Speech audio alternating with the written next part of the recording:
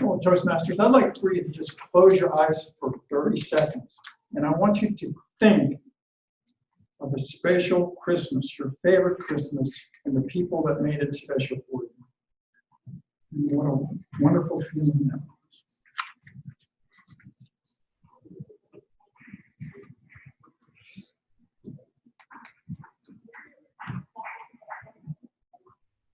Okay, thank you. How many of you have read or seen A Christmas Carol by Charles Dickens? Andrew? Oh, okay. A Christmas Carol was originally written by Charles Dickens as a novella. It was called A Christmas Carol in Prose, being a ghost story of Christmas. Whew. It was later shortened to A Christmas Carol. He wrote it in 1848. It's been the subject of 5 movies, 6 if you count Scrooge, which is one of my Christmas favorites.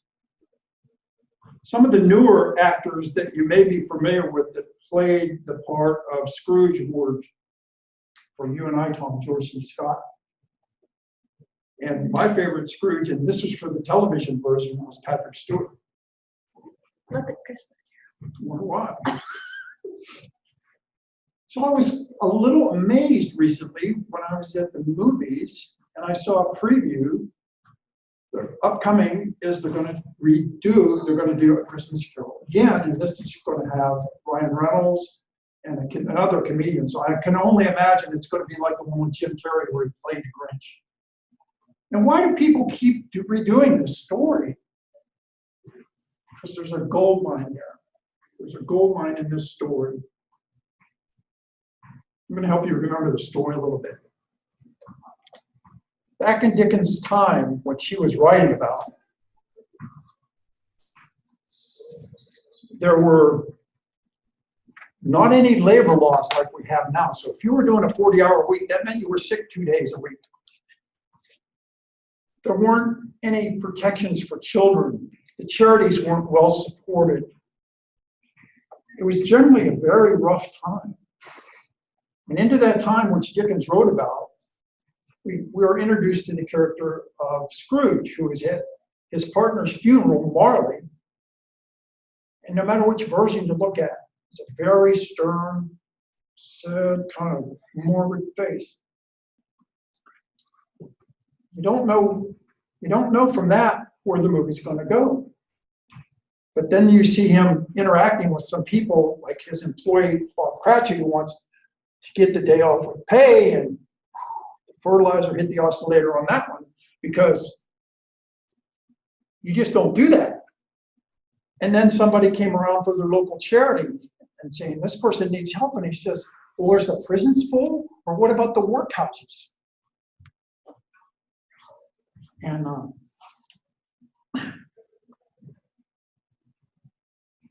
got no response there. So he went to bed that night, goes to Christmas past visits him. This is how you grew up.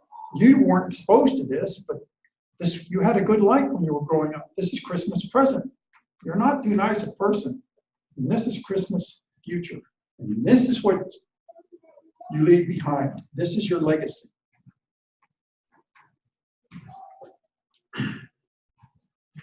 So he wakens on Christmas a changed man because he is determined to change his way of dealing with people. He makes a large donation to the charity that he blew off that day.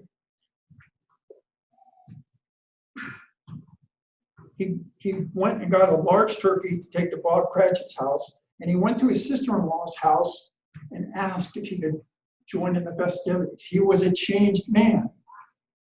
And I got into a discussion with my significant other about this, and I said, you know, the story of Scrooge that I like was the shorter version of the George C. Scott one, which went into great detail about his younger life. Because it was this Patrick Stewart one was shorter, it had to be edited.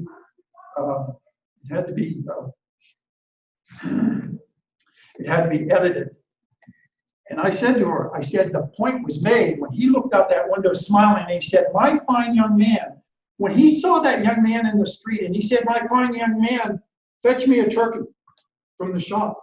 I think in the back of my mind, he was looking at the fine young man that he was and the fine young person, older person that he was going to be.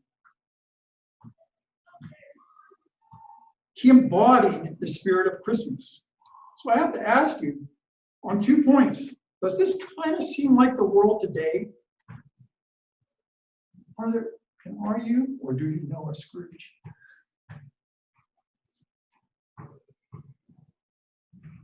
And I think the other lesson that was learned from this movie is the gift that you give is the gift that you receive. Because the interaction of the people the whole way through the movie, when he was stern and being mean and nasty to him, that's what he got back. And when he was smiling and joyful, that's what he got back. But when he changed his outlook, did the world change? Did we miss something, or was it the same world? I think it was the same world, but his outlook changed. His whole outlook changed. So the thing that I want to ask you is, isn't the youthful you, the real you, wanting to give the gift of happiness, joy, love, hopefulness, and good feelings? I think if you think about that, you're going to say, yes, it does. But we can only do this once a year. We can only be reminded of this once a year. And you have to ask yourself, how can I get that feeling? Because every year we get all wired up and we love Christmas and we love to help people and we love all that good stuff.